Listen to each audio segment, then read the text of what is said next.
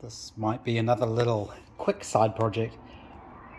This is the trunk that came with the parts car, actually came on the parts car, and it had various bits and pieces in it.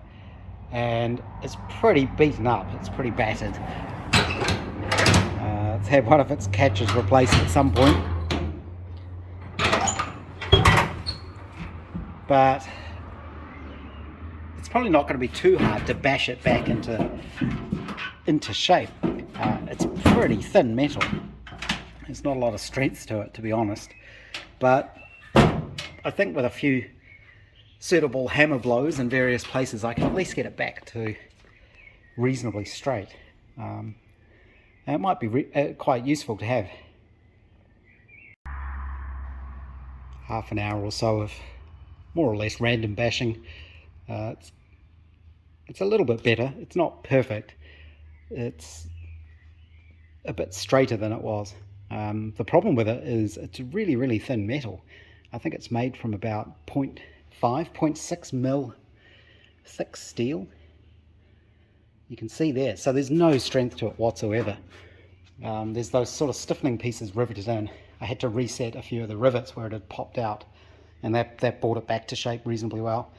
But where it's been really heavily dented, the metal's all stretched. So I can't do a lot about that at the moment. You can see the oil canning in it. I can straighten some of these a little bit more and that'll help. But I think for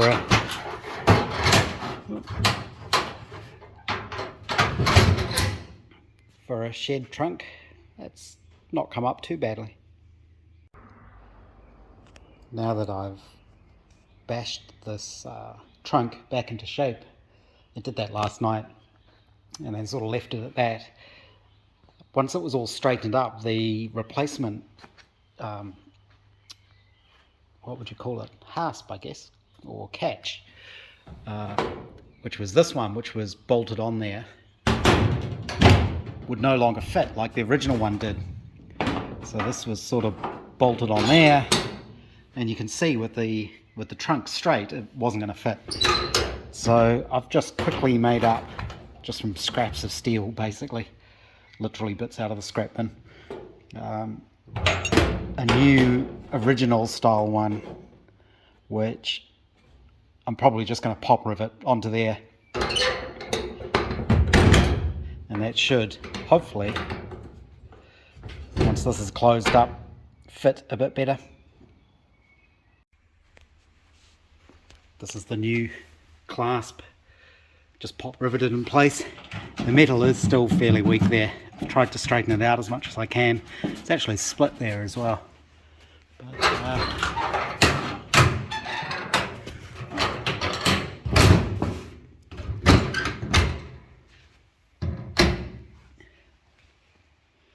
that works quite nicely again. It's a good tight fit. So the question is now, what do I use this for? The only thing I could really think of is storing all my old sheets and towels and things I use as rags. That might be a good idea, just keep them in that. I would use it as a sort of coffee table over in my little pub area there, but the top of it is just so flimsy. First time someone puts their feet up on it, it's just going to dent it all again. So I think it's just good for light duty stuff, and I'll probably put it up on a shelf somewhere. Continuing my few days of just doing little jobs, little bits and pieces. I am preparing to build the rear axle of the car, but one of the things I wanted to do was recut one of the gaskets. And to make that a bit easier, I've been reworking my little laser cutter, something I've been planning on doing ever since I got it anyway. The wiring's always been a little bit temporary, so I've rewired it with longer cables and these cable guides to keep everything out of the way. So the wires were all just loose all over the place before. I've reworked it so the stepper wire here, the limit switch, and the power for the laser all comes down this cable run now. across to the other side. So it keeps the cables completely out of the way of the cutter itself. Some of the cables are routed in the slots. This is just little bits of foam in here at the moment, just pushed in there to keep them out of the way. I want to come up with something a bit better to push in there, just to cover that over. Same with in here, this cable doesn't move, but I do just want it to be sort of neatly tucked in out of the way. I do want to get another one of these cable guides, and I'll do the same at the back, but at the moment it doesn't really matter. And the way these work, if I just turn the power off to it so I can move it,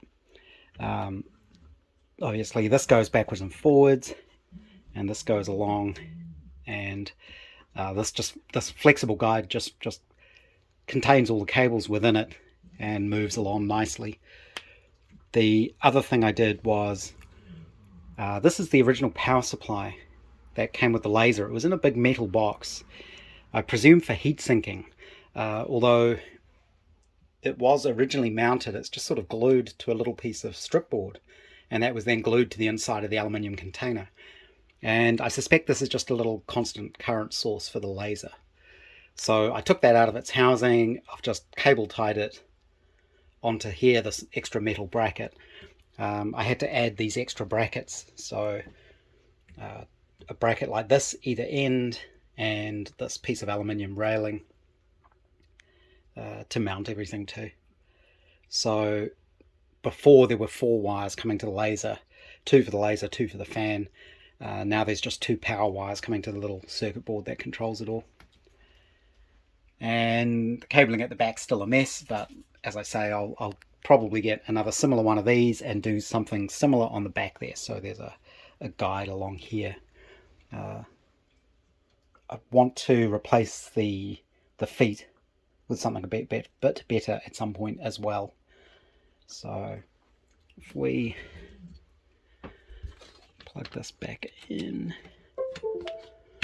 turn it on, it should go through its homing cycle. And you can sort of see how it moves. It keeps everything nice and out of the way. The limit switch is just in the top there.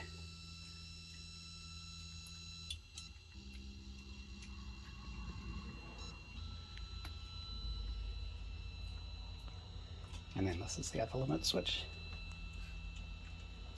They're really quite simple, these little machines, but they work well, and you can modify them. I think we have dogs mooching around on the floor coughing for some reason. They're probably eating little bits of wire and things, which probably isn't good for them, but they'll learn.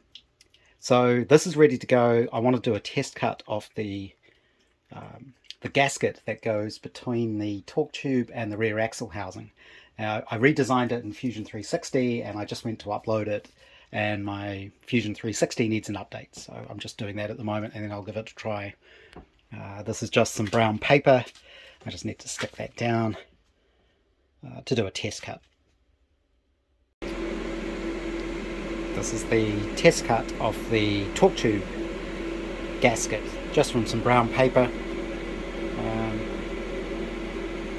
This is the first thing I've actually cut with the new wiring on the laser cutter, and it's working a lot better. I do just need to keep an eye on the tangle of wires at the end there to make sure that doesn't get jammed up, but as I say, I will probably do the same sort of cable guide for that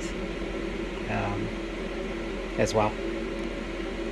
I'll leave this to go and see how we get on, and if it looks like it's going to fit, I'll end up cutting the proper one from the gasket paper. It's come out pretty well, except I've got a mistake in the model where I've still got some construction lines on there, obviously. Not that it matters because it's a piece that gets cut out, but I'll tidy that up. So this is the gasket with the special shaped holes to clear the special studs that have that special head shape so that they don't rotate in the torque tube. But Once I fit the studs to the torque tube, I should be able to see if that'll fit nicely, and if it does, I will cut a proper gasket from gasket paper. I've taken the rear axle off the car so I can fit the torque tube mounting bolts. These are the special bolts with the special sort of middle section on them that fits into the slot on the torque tube. I've cleaned everything up really well, and I've used a lot of Loctite on it to, one, keep the nuts in place because there's nothing else that holds them, just the torque and the Loctite, and two, to seal up around them as well. And this is the first chance I've had to fit the paper gasket and see how that fits. That looks like it'll fit really well, so I can cut the proper one from gasket paper now. I've temporarily moved everything from the chassis assembling rug to the rear axle assembling rug down here. So I'm just going to check that the torque tube actually fits over those studs, which it should do. These are actually quite a tight fit, a nice fit into the housing. There's no slop in them.